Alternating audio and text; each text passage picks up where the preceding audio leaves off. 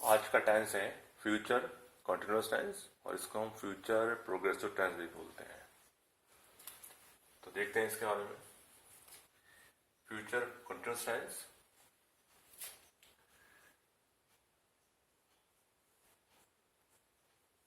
Future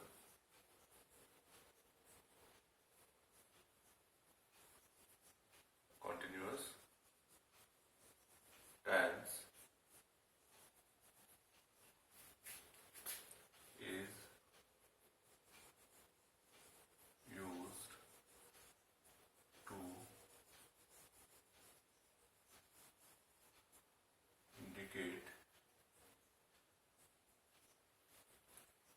is used to indicate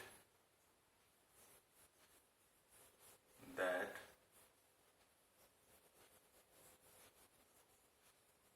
something will occur in the future.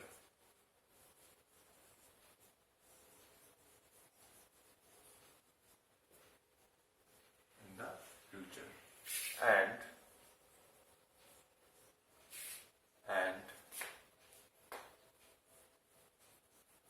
continue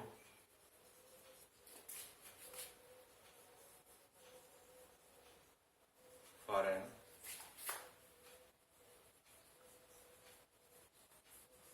expected length of time. तो means क्या मतलब होगा इसका? Future continuous tense को हम कहते हैं फ्यूचर प्रोग्रेसिव टेंस भी कहते हैं। ठीक है, ये इस्तेमाल किया जाता है इंडिकेट करने के लिए कि फ्यूचर में काम होगा। ठीक है, कुछ भी something will occur in the future काम होगा। And continue for an expected length of time, और जारी रहेगा एक लेंथ ऑफ टाइम में जो एक्सपेक्टेड है। ठीक, तो ये इसका डेफिनेशन है। अब इसका जो बनाने का जो कुछ रूल्स हैं वो समझ लेते हैं। जैसे कि हिंदी में इसकी जो पहचान होती है वो रहा होगा, रहे होगे, रहे हो, रहे हैं, इस तरह से होती है। तो हिंदी में इसकी पहचान रहा होगा, रहे होंगे,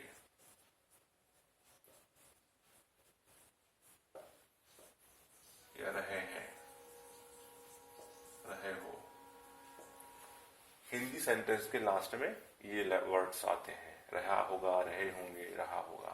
तुम काम कर रहे होगे, मैं कल से मैं पढ़ रहा हूँगा। ठीक, तो रहा होगा, रहे होंगे और रहे हो, इसका हिंदी में पहचान है। इसमें हेल्पिंग वर्ब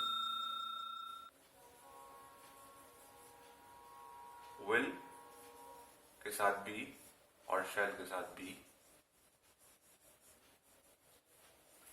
और साथ में वर्ब में आईएनजी आता है।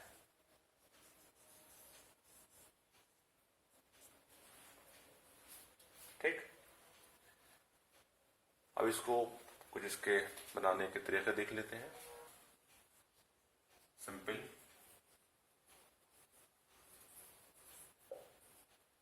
को हम अफर्मेटिव भी बोलते हैं,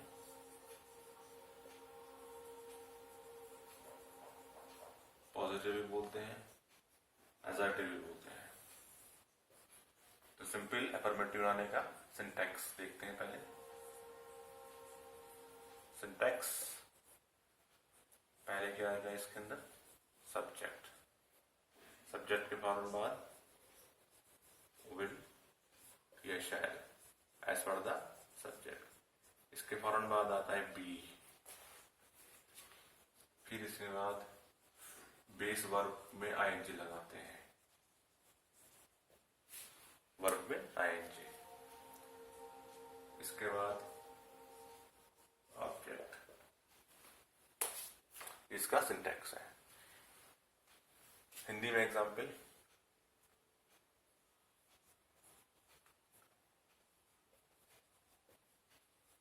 मैं स्कूल मैं स्कूल कल जा रहा हूँगा।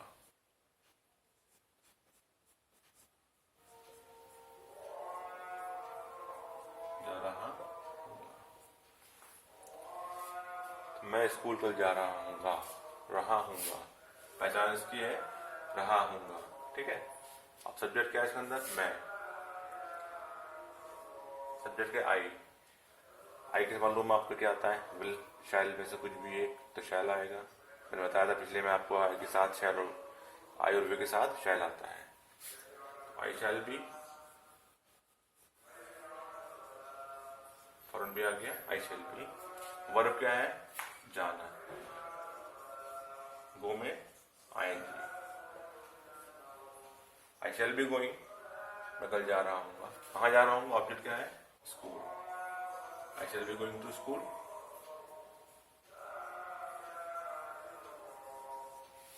कल, टुमारो।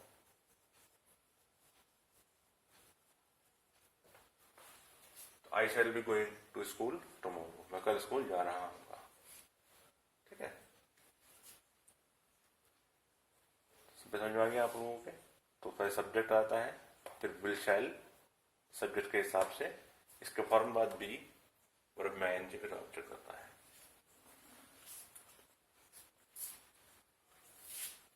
अब देखते हैं इसका नेगेटिव। नेगेटिव देखते हैं इसके अंदर, फ्यूचर काउंटेंट टेंस में नेगेटिव। इसका सिंटैक्स,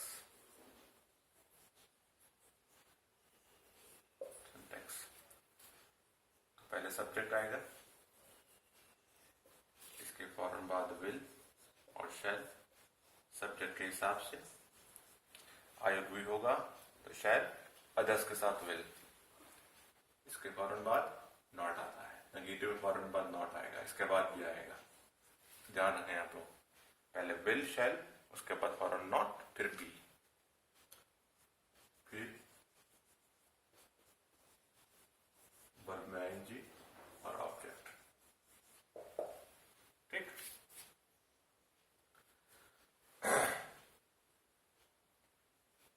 कल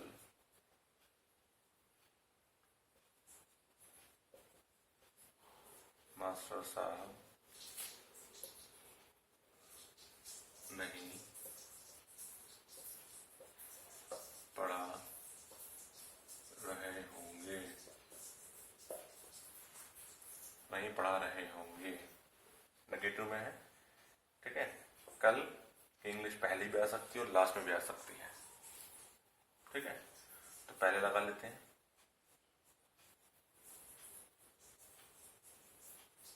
टुमारो। सब्जेक्ट क्या है इसके अंदर? मास्टर साहब। Tomorrow the teacher. ठीक है। द टीचर के साथ क्या आएगा? विल, सबके साथ विल आएगा। आई और बी, आई और बी को छोड़ सकते विल आएगा। The teacher will not be teaching. कल साथ नहीं पढ़ा रहे होंगे, कल इंग्लिश पहले भी आ सकती है और सबसे लास्ट में भी आ सकती है। Tomorrow the teacher will not be teaching, नहीं पढ़ा रहे होंगे, तो उसके साथ फौरन विल, बी के बीच में नॉट। ठीक। और इस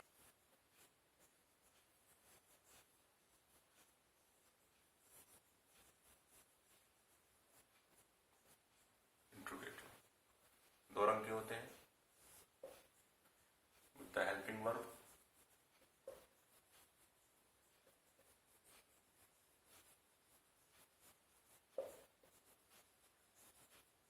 with the question word।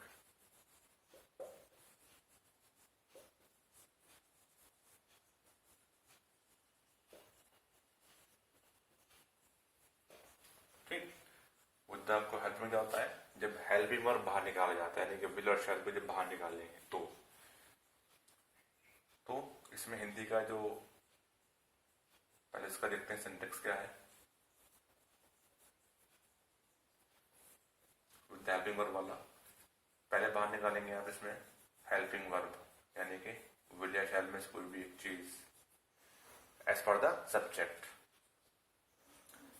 इसके बाद क्या आएगा फॉरन, फॉरन क्या आएगा सब्जेक्ट।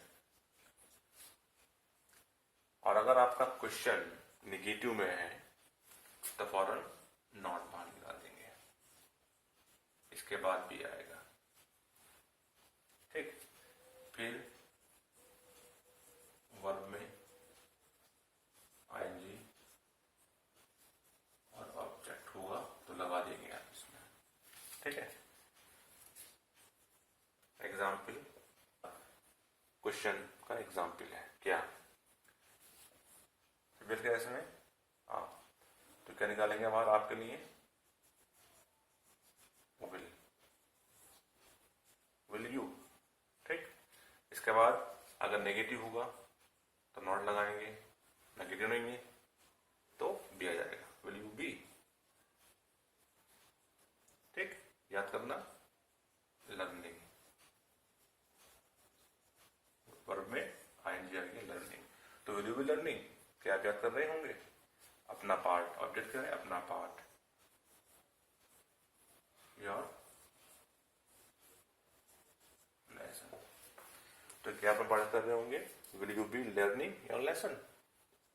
और अगर साथ में नॉट होता तो यहां था will you not be learning, ठीक।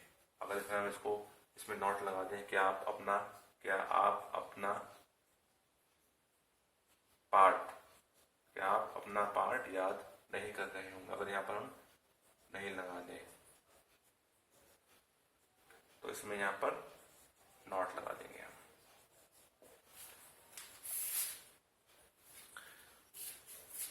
तो हम इसमें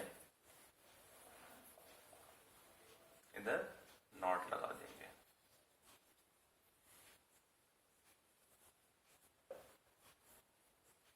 विद द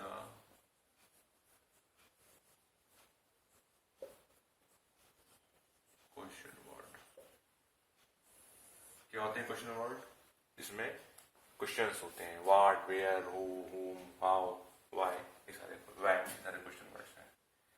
तो पहले के बाहर निकालेंगे इसके अंदर हम क्वेश्चन वर्ड, इसके बाद का लगाएंगे विल या shall as per the subject, इसके बाद क्या आएगा सब्जेक्ट, इसके बाद क्या आएगा बी, फिर क्या आएगा वर्ब में आईएनजी। तुम कल इस समय क्या कर रहे होगे,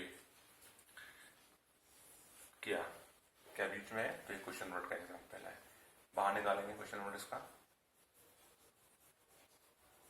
व्हाट। अब सब्जेक्ट क्या है तुम, तो क्या लगेगा विल, सब्जेक्ट क्या लगेगा इसके बाद विल, व्हाट विल, ठीक। सब्जेक्ट क्या है तुम के यू, उसका सब्जेक्ट यू है, व्हाट विल यू, ठीक है। क्या बात क्या निकलेगा पर लगेगा be, what will you be, ठीक। कर रहे होंगे, डू वर्ब है इसकी, डू में ing, what will you be doing इस समय, एट दिस टाइम, कल, टुमारो।